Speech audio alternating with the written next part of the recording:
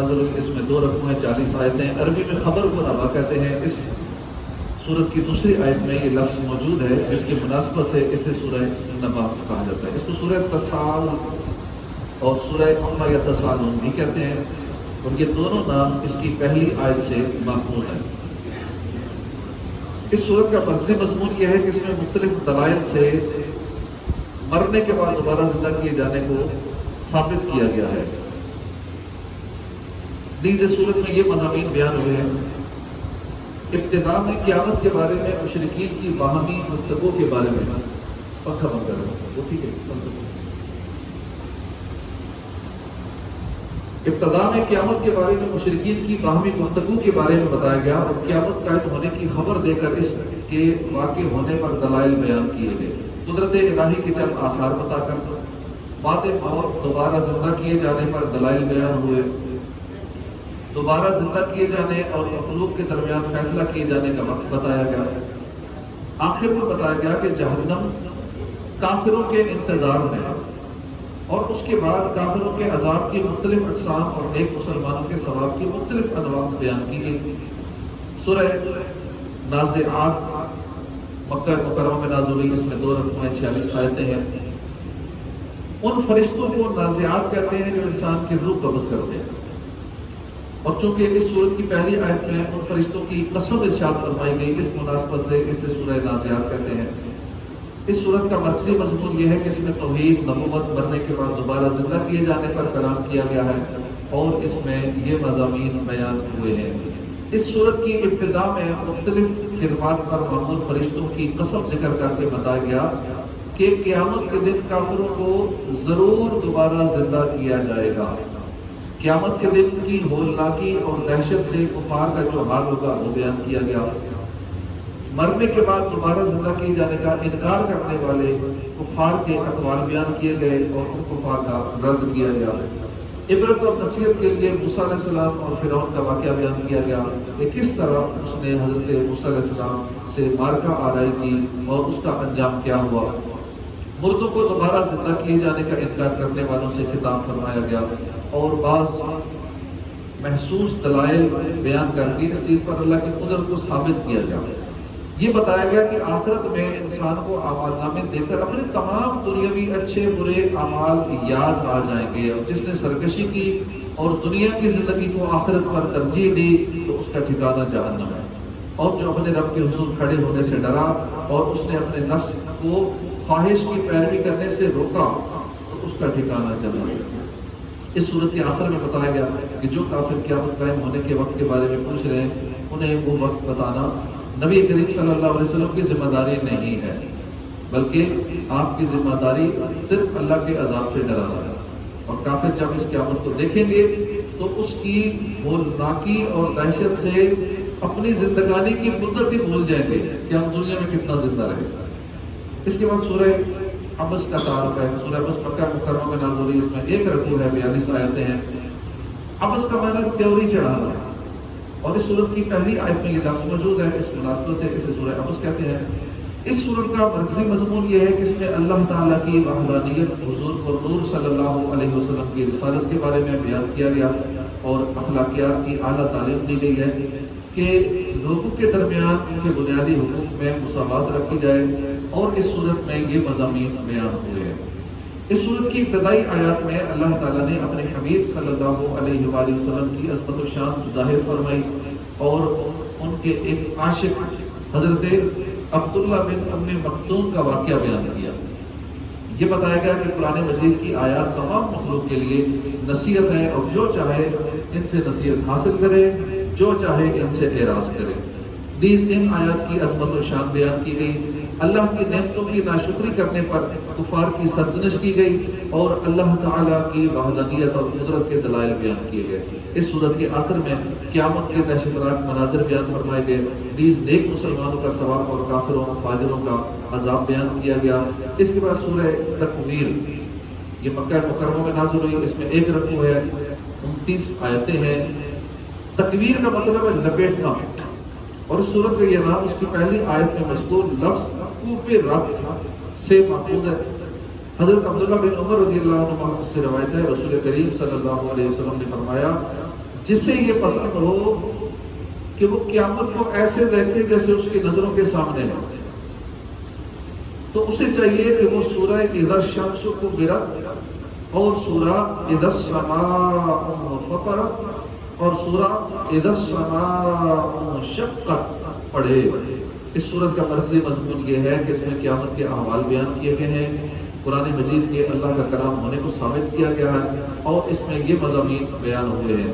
اس سورت کی ابتدائی 13 آیات میں قیامت کی چند ہولناکیاں اور ہولناک امور بیان کر کے فرمایا گیا کہ جب یہ چیزیں واقع ہوں گی تو اس وقت ہر جان کو معلوم ہو جائے گا کہ وہ کون سی نیکی یا بدی اپنے ساتھ لے کر اللہ کی بارگاہ میں حاضر ہوئی ہے۔ الٹے اور سیدھے چلنے والوں، ستاروں، رات کے آخری حصے اور صبح کی قسم کھا کر فرمایا گیا کہ بے شک قرآن مجید عزت والے رسول حضرت جبرائیل علیہ السلام کا پہنچایا ہوا کلام ہے، نیز جبرائیل علیہ السلام کی شان بیان کی گئی۔ حضور پر نور صلی اللہ علیہ وآلہ وسلم اور قرآن مجید پر کیے گئے کفار کے اعتراضات کا جواب دیا گیا، اور یہ بتایا گیا کہ نبی کریم صلی اللہ علیہ وآلہ وسلم غیب کی باتیں بتانے میں بخیل نہیں ہے، اور قرآن مجید سب جہانوں کے لیے نصیحت ہے۔ اس کے بعد سورہ انفطار مکہ مکرمہ میں نازل ہوئی، اس میں 1 رکوع 19 آیتیں ہیں۔ انفطار کا مطلب پھٹ جانا، اور اس سورت کی پہلی آیت میں یہ لفظ موجود ہے انفطرت، اس سے اس کا نام ماخوذ ہے۔ اس سورت کا مرکزی مضمون یہ ہے کہ اس میں قیامت کی علامات بیان کی گئی ہیں۔ اس سورت میں یہ مضامین بیان ہوئے ہیں۔ اس سورت کی ابتدا میں قیامت قائم ہوتے وقت کائنات میں ہونے والی ہیبت ناک تبدیلیاں بیان کی گئی کہ اس وقت ہر جان کو وہ سب کچھ معلوم ہو جائے گا جو اس نے آگے بھیجا اور جو اس نے پیچھے چھوڑا۔ انسان کو عطا کی جانے والی نعمتیں بیان کر کے اسے جھنجھوڑا گیا کہ کس چیز نے تجھے اپنے کرم والے رب سے دھوکے میں ڈالا، کرم والے رب کے بارے میں تمہیں کس چیز نے دور کیا ہوا ہے۔ اس وَغَرَّكَ بِرَبِّكَ الْكَرِيمِ، اتنا کریم رب ہے تیرا، کرم والا رب ہے، اس کے بارے میں دھوکے میں کس چیز نے تجھے ڈال دیا ہے، اور تو نے اس رب کی نافرمانی شروع کر دی جو تیرا اتنا کریم رب ہے۔ یہ بتایا گیا کہ ہر انسان پر 2 فرشتے مقرر ہیں جن کو کرام الکاتبین کہتے ہیں، جو اس کے اعمال اور اقوال کے نگہبان ہیں اور اس کے تمام اعمال کو جانتے ہیں۔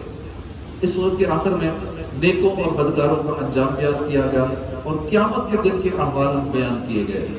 اس کے بعد سورہ مطففین کا تعلق، مفسرین کا قول ہے کہ یہ سورت مکیہ ہے، ایک قول یہ ہے کہ مدنیہ ہے، ایک قول یہ ہے کہ یہ سورت ہجرت کے زمانے میں مکہ مکرمہ اور مدینہ طیبہ کے درمیان میں نازل ہوئی ہے۔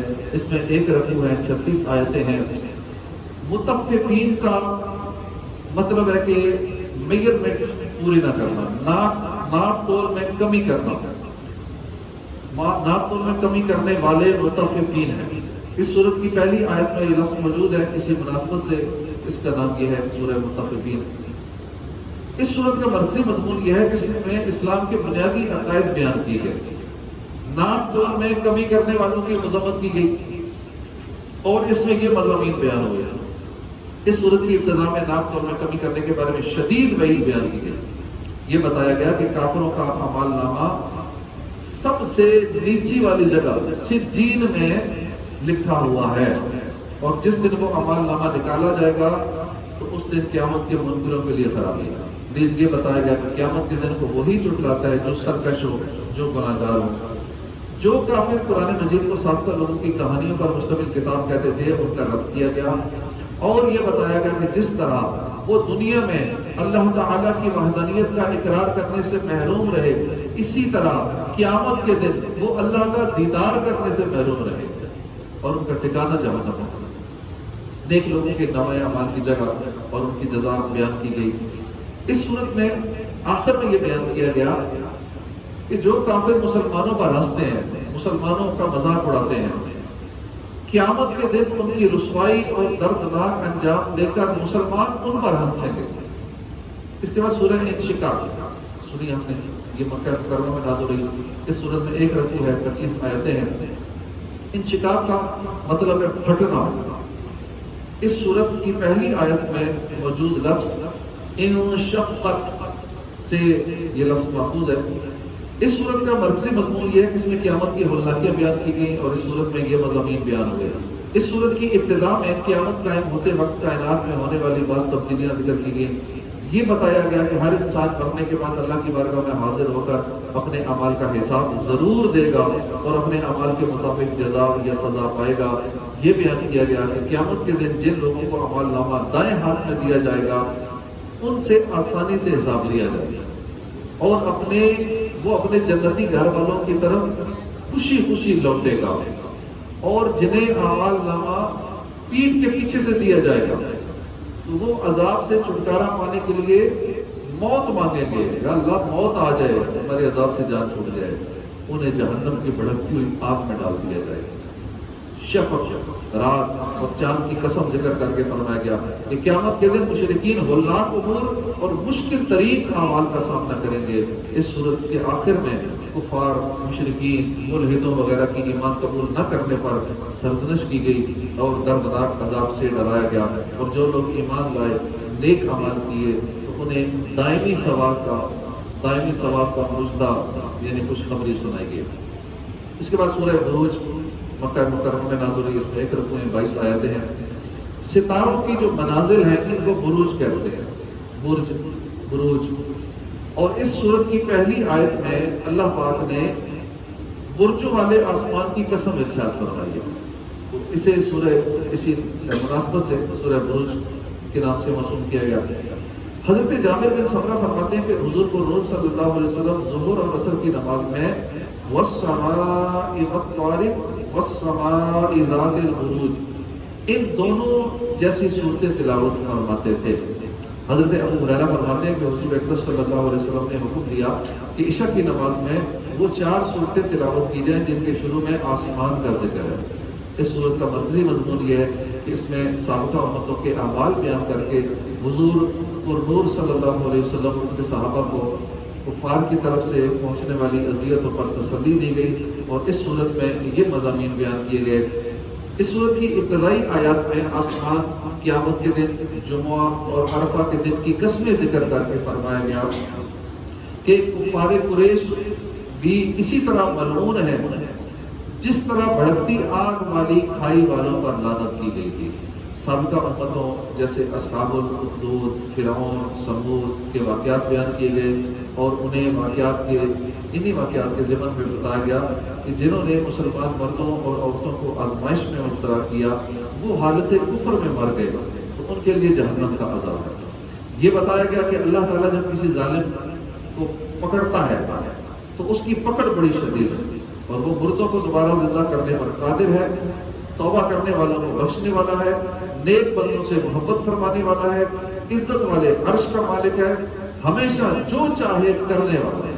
اس صورت کے آخر میں بتایا گیا کہ کفار مکہ سابقہ امتوں کے انجام سے نصیحت حاصل کرنے کی بجائے نبی کریم صلی اللہ علیہ وسلم اور قرآن مجید کو جھٹلانے میں لگے ہوئے۔ قرآن کو شاعری کہتے ہیں، کہانت کی کتاب کہتے ہیں، حالانکہ وہ تو بہت بزرگی والا قرآن ہے، لوح محفوظ میں لکھا ہوا ہے۔ اس کے بعد سورہ طارق مکہ مکرمہ میں نازل ہوئی، 1 رکوع ہے، اس میں 17 آیتیں ہیں۔ اس ستارے کو طارق کہتے ہیں جو رات کو خوب چمکتا ہے، نیز رات میں آنے والے شخص کو بھی طارق کہتے ہیں، جو رات کو آئے اس شخص کو بھی طارق کہتے ہیں، اور جو آسمان پہ ستارہ زیادہ چمک رہا ہوتا ہے اس کو بھی طارق کہتے ہیں۔ اس سورت کی پہلی آیت میں اس تارے کی قسم ارشاد فرمائی ہے جو خوب چمکتا ہے، تو اس لیے اسے سورہ طارق کہتے ہیں۔ حضرت جابر بن عبداللہ فرماتے ہیں حضرت معاذ نے مغرب کی نماز پڑھائی تو اس میں سورہ بقرہ، سورہ نساء کی تلاوت کی۔ جب حضور صلی اللہ علیہ وسلم کو یہ بات معلوم ہوئی تو آپ نے فرمایا، اے معاذ تم لوگوں کو فتنے میں ڈال رہے ہو، کیا تمہیں یہ کافی نہیں کہ تم نماز میں والسماء والطارق والشمس وضحاها اور ان کی مثل صورتیں پڑھا کرو۔ حضرت خالد ادوانی رضی اللہ عنہ سے روایت ہے کہ انہوں نے نبی کریم صلی اللہ علیہ وسلم کو قبیلہ ثقیف کے بازار میں دیکھا کہ آپ ایک لاٹھی کے سہارے کھڑے ہوئے تھے۔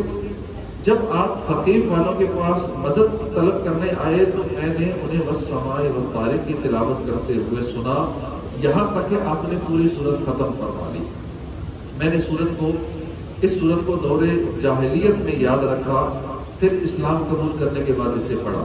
اس صورت کا مرکزی مضمون یہ ہے کہ اس میں مرنے کے بعد دوبارہ زندہ کیے جانے، حشر و نشر، حساب و جزا پر ایمان لانے کے بارے میں کلام کیا گیا ہے، اور اس صورت میں یہ مضامین بیان کیے گئے ہیں۔ اس صورت کی ابتدا میں آسمان اور رات کے وقت خوب چمکنے والے ستارے کی قسم کھا کر یہ فرمایا گیا کہ ہر انسان پر حفاظت کرنے کے لیے ایک فرشتہ مقرر ہے۔ انسان کو اپنی تخلیق کی ابتدا پر غور کرنے کا حکم دیا گیا تاکہ اسے معلوم ہو جائے کہ پہلی بار پیدا کرنے والا رب تعالی دوبارہ زندہ کرنے پر بھی قدرت رکھتا ہے۔ یہ بتایا گیا کہ جب قیامت کے دن عقائد، اعمال، نیتیں ظاہر کر دی جائیں گی تو اس وقت مرنے کے بعد زندہ کیے جانے کا انکار کرنے والے کے پاس کوئی طاقت، کوئی مددگار نہ ہوگا جو اسے اللہ کے عذاب سے بچا سکے۔ آسمان اور زمین کی قسم کھا کر ارشاد فرمایا گیا کہ قرآن مجید کوئی ہنسی مذاق کی بات نہیں ہے، بلکہ یہ حق اور باطل میں فیصلہ کر دینے والا کلام ہے۔ اس صورت کے آخر میں بتایا گیا کہ کفار اللہ کے دین کو مٹانے کے لیے طرح طرح کی چالیں چلتے ہیں، اور اللہ تعالیٰ ان کے بارے میں اپنی خفیہ تدبیر فرماتا ہے جس کی ان کو خبر نہیں ہے۔ اس کے بعد سورہ اعلیٰ سنی، اس کا یہ مکرمہ نازل ہوئی، اس میں 1 رکوع 19 آیتیں ہیں۔ اعلیٰ کا معنی ہے سب سے بلند، سب سے اولا و اعلیٰ ہمارا نبی، سب سے بلند۔ اس صورت کی پہلی آیت میں چونکہ یہ لفظ موجود ہے تو اس مناسبت سے اس کو سورہ اعلیٰ کہتے ہیں۔ حضرت نعمان بن بشیر فرماتے ہیں کہ حضور پر صلی اللہ علیہ وسلم عید الفطر، عید الاضحیٰ اور جمعہ کی نماز میں سبح اسم ربک الاعلیٰ اور هل اتاک حدیث الغاشیہ پڑھا کرتے تھے، اور جب عید جمعہ کے دن ہوتی تو دونوں نمازوں میں ان صورتوں کی تلاوت فرماتے تھے۔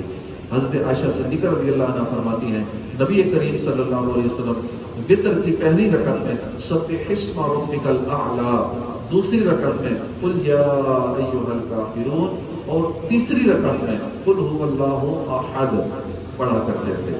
حضرت علی المرتضیٰ کرم اللہ تعالی وجہہ الکریم فرماتے ہیں نبی کریم صلی اللہ علیہ وسلم اس سورت سبح اسم ربک الاعلیٰ سے محبت فرماتے تھے۔ اس سورت کا مرکزی مضمون یہ ہے کہ اس میں اللہ کی وحدانیت، اس کی قدرت کو ثابت کیا گیا ہے، اور اس میں یہ مضامین بیان ہوئے ہیں۔ اس سورت کی ابتدا میں ہر نقص و عیب سے اللہ کی پاکی بیان کرنے کا حکم دیا گیا، اور اللہ تعالیٰ کی قدرت، وحدانیت اور علم و حکمت پر دلالت کرنے والے آثار ذکر کیے گئے۔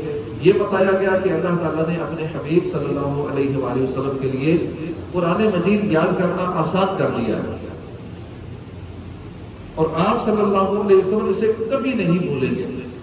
حضور اکرم صلی اللہ علیہ وسلم کو حکم دیا گیا کہ آپ قرآن مجید کے ذریعے نصیحت فرمائیں، اور یہ بتایا گیا کہ جو اللہ تعالیٰ اور اپنے برے انجام سے ڈرتا ہے وہ نصیحت مانے گا، اور جو بڑا بدبخت ہے وہ نصیحت قبول نہیں کرے گا۔ جو بدبخت ہے وہ نصیحت قبول نہیں کرے گا، اس سے دور رہے گا۔ یہ فرمایا گیا کہ جس نے خود کو پاک کر لیا، اللہ کا نام لے کر نماز ادا کی اور دنیا کی زندگی کو آخرت پر ترجیح نہ دی، وہ کامیاب ہو گئے۔ اس صورت کے آخر میں بتایا گیا کہ خود کو پاک کرنے والوں کا اپنی مراد کو پہنچنا اور آخرت کا بہتر ہونا قرآن مجید سے پہلے نازل ہونے والے حضرت ابراہیم اور حضرت موسیٰ علیہ السلام کے صحیفوں میں بھی لکھا ہوا ہے۔ اس کے بعد سورہ غاشیہ، یہ ہم نے سنی، مکہ مکرمہ میں یہ نازل ہوئی، اس میں 1 رکوع ہے، 26 آیتیں ہیں۔ غاشیہ کا مطلب ہے چھا جانے والی چیز۔ اس کی پہلی آیت میں یہ لفظ موجود ہے، اس لیے اس کو سورہ غاشیہ کہتے ہیں۔ حضرت ضحاک بن قیس نے حضرت نعمان بن بشیر کی طرف خط لکھ کر پوچھا کہ رسول اللہ صلی اللہ علیہ وسلم جمعہ کی نماز میں سورہ جمعہ کے ساتھ کون سی سورت کی تلاوت فرماتے تھے؟ آپ نے فرمایا حضور جمعہ کی نماز میں هل اتاک حدیث الغاشیہ کی تلاوت فرماتے تھے۔ اس صورت کا مرکزی مضمون یہ ہے کہ اس میں اسلام کے بنیادی عقائد بیان کیے گئے، اور اس میں یہ مضامین بیان ہوئے۔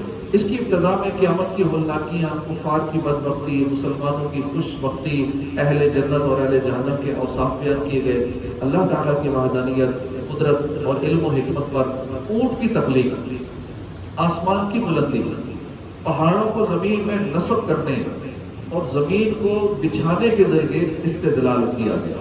اس صورت کے آخر میں حضور پر نور صلی اللہ علیہ وآلہ وسلم سے فرمایا گیا کہ آپ کی ذمہ داری صرف نصیحت کر دینا ہے، کسی کو مسلمان کر کے چھوڑنا یہ آپ کی ذمہ داری نہیں ہے، اور یہ بتایا گیا کہ جو کفر کرے گا اللہ تعالیٰ اسے بڑا عذاب دے گا، اور قیامت کے دن سب لوگ حساب اور جزا کے لیے اللہ کی بارگاہ میں حاضر ہوں گے۔ پھر سورہ فجر ہے، اس کا تعارف سورہ فجر مکہ مکرمہ میں نازل ہوئی، اس میں ایک رکوع ہے، 30 آیتیں ہیں۔ فجر کا معنی ہے صبح، اور اس سورت کی پہلی آیت میں فجر کی قسم ارشاد فرمائی گئی ہے، اسی مناسبت سے اس کو سورہ فجر کہتے ہیں۔ اس سورہ مبارکہ کا مرکزی مضمون یہ ہے کہ اس میں 5 عظمت والی چیزوں کی قسم ارشاد فرمائی گئی اور کفار کو سمجھایا گیا ہے۔ سمجھانے کے لیے گزشتہ اقوام کا اپنی قوت اور طاقت کے باوجود عذاب الہی کا شکار ہو جانا بیان کیا گیا ہے۔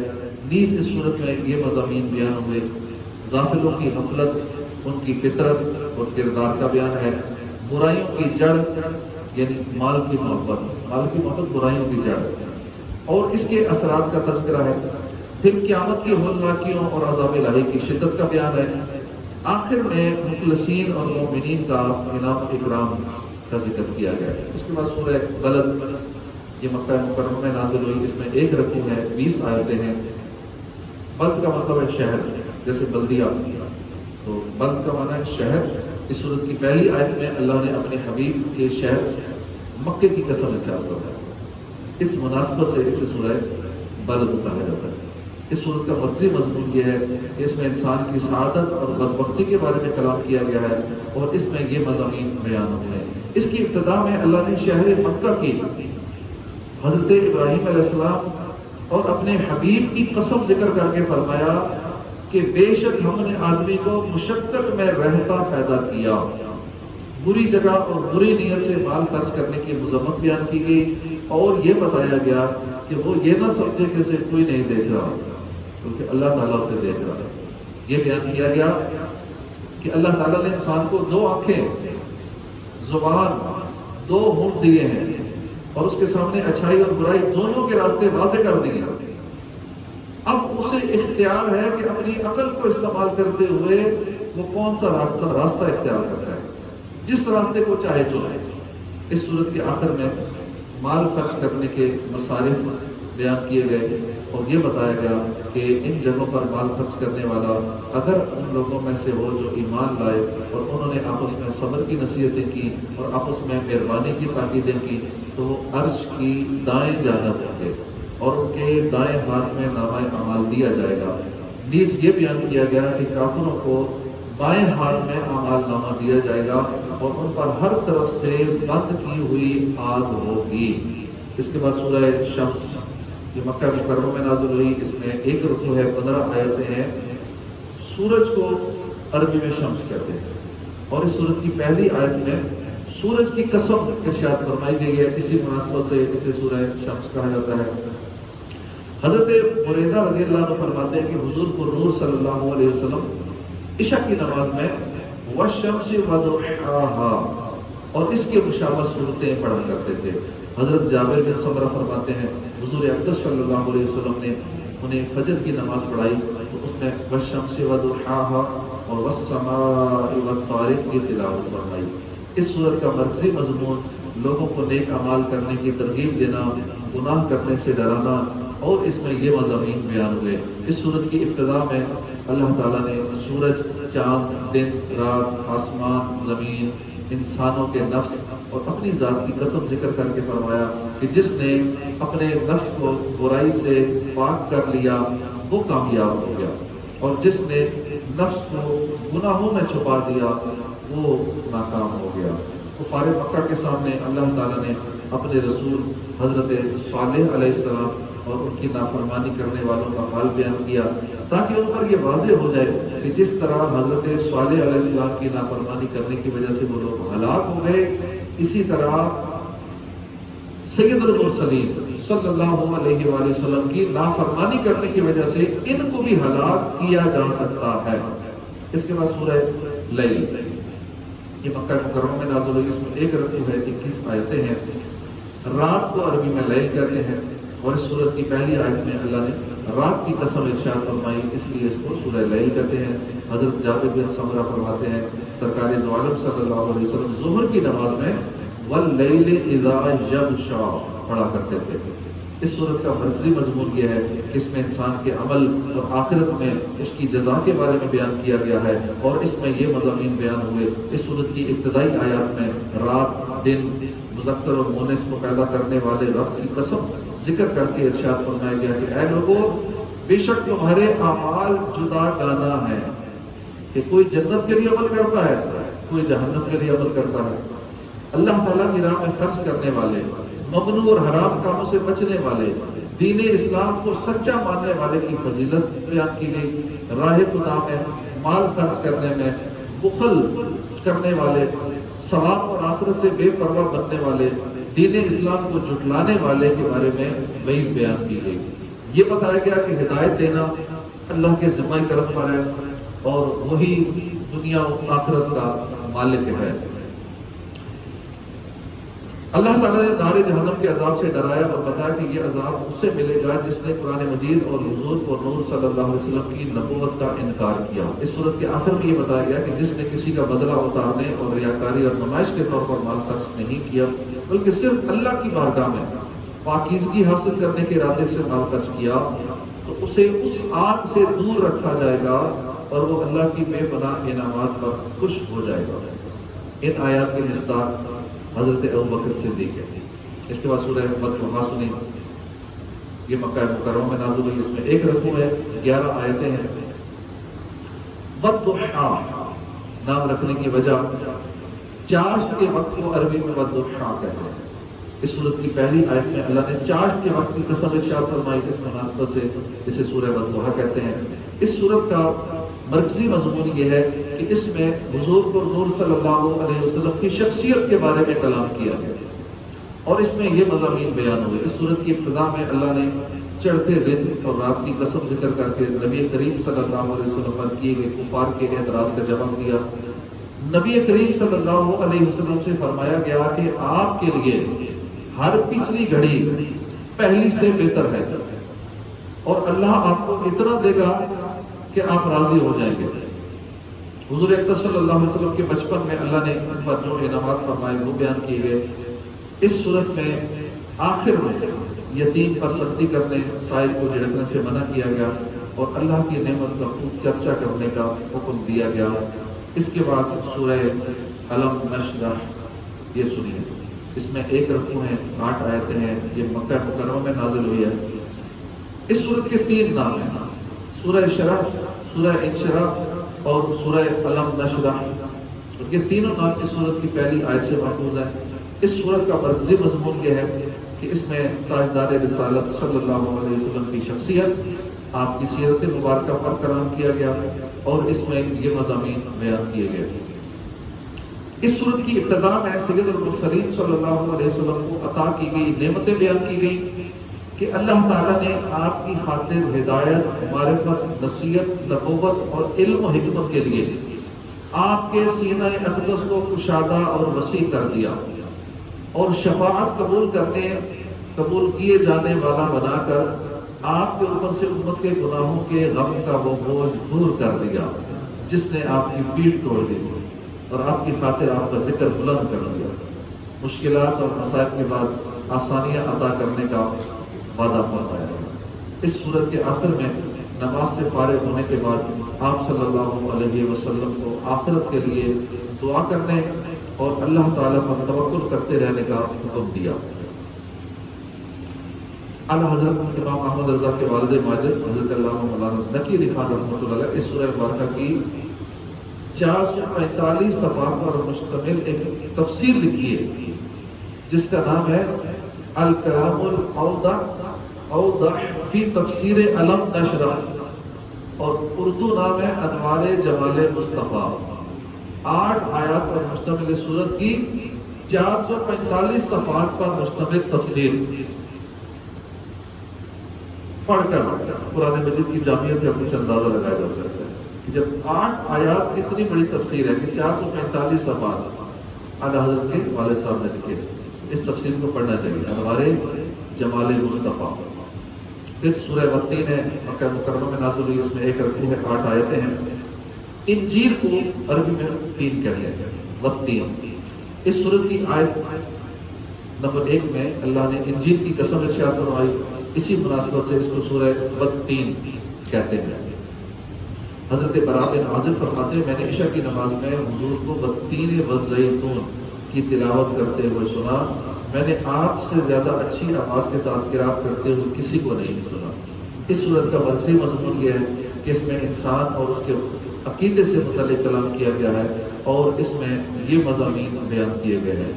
اس صورت کی ابتدا میں اللہ نے انجیل، زیتون، مبارک پہاڑ طور سینا اور امن والے شہر مکہ مکرمہ کی قسم کھا کر ارشاد فرمایا کہ بے شک ہم نے آدمی کو سب سے اچھی صورت میں پیدا کیا۔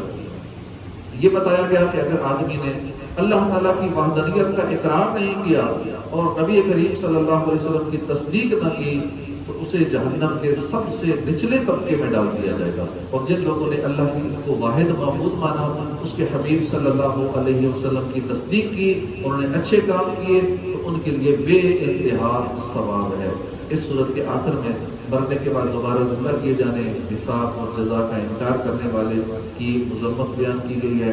اس کے بعد سورہ علق ہے، مکہ مکرمہ میں نازل ہوئی۔ اکثر مفسرین کے نزدیک یہ سورت سب سے پہلے نازل ہوئی اور اس کی 5 آیتیں ہیں، ما لم یعلم تک غار حرا میں نازل ہوئی۔ اس میں 1 رکوع ہے، 19 آیتیں ہیں۔ خون کے لوتھڑے کو عربی میں علق کہتے ہیں، خون کے لوتھڑے کو۔ اس سورت کی دوسری آیت میں یہ لفظ موجود ہے، اس مناسبت سے اس کو سورہ علق کہتے ہیں۔ اس سورت کا ایک نام سورہ اقرا بھی ہے، یہ نام اس کی پہلی آیت کی شروع میں لفظ اقرا کی مناسبت سے ہے۔ اس کا مرکزی مضمون یہ ہے کہ اس میں ابو جہل کی شدید مذمت بیان کی گئی ہے اور اس میں یہ مضامین بیان کیے گئے۔ اس سورت کی ابتدا میں انسان کی تخلیق میں اللہ کی حکمت بیان کی گئی، اسے کمزوری سے قوت کی طرف منتقل فرمایا، قراءت اور کتابت کی فضیلت بیان کی گئی، یہ بتایا گیا کہ انسان اللہ کی نعمتوں کا شکر ادا نہیں کرتا اور مال و دولت کی وجہ سے تکبر کرتا۔ اللہ تعالیٰ کی اطاعت کرنے اور نماز پڑھنے سے روکنے والے کے بارے میں وعید بیان کی گئی۔ اس سورت کے آخر میں ابو جہل کی مذمت بیان کی گئی اور اس کی دھمکیوں کا جواب دیا گیا، اور اللہ تعالیٰ نے اپنے حبیب صلی اللہ علیہ وسلم سے فرمایا کہ آپ اس کی دھمکیوں کی پرواہ نہ کریں۔ اس کے بعد آخری سورت جو ہم نے آج سنی وہ ہے سورہ قدر، کہ مدنیہ ہے، ایک قولیہ ہے، ایک مکیہ ہے۔ اس سورت میں 1 رکوع ہے، 5 آیتیں ہیں۔ قدر کے بہت سے معنی ہیں، البتہ یہاں قدر سے عظمت اور شرافت مراد ہے، اور چونکہ اس رات میں لیلۃ القدر کی شان بیان کی گئی ہے، اس مناسبت سے اسے سورہ قدر کہتے ہیں۔ اس صورت میں قرآن مجید نازل ہونے کے ابتدائی زمانے کے بارے میں بتایا گیا، اور جس رات میں قرآن مجید نازل ہوا اس کی فضیلت بیان کی گئی کہ یہ رات 1000 مہینوں سے بہتر ہے۔ اس رات میں فرشتے اور جبرائیل علیہ السلام اللہ کے حکم سے اترتے ہیں، اور یہ رات جو ہے صبح طلوع ہونے تک سراسر سلامتی والی ہے۔ صدق اللہ العظیم۔ اللہ پاک نے قرآن مجید کو سمجھنے، اس پر عمل کی توفیق عطا فرمائے، آمین۔ بجاہ نبی الامین صلی اللہ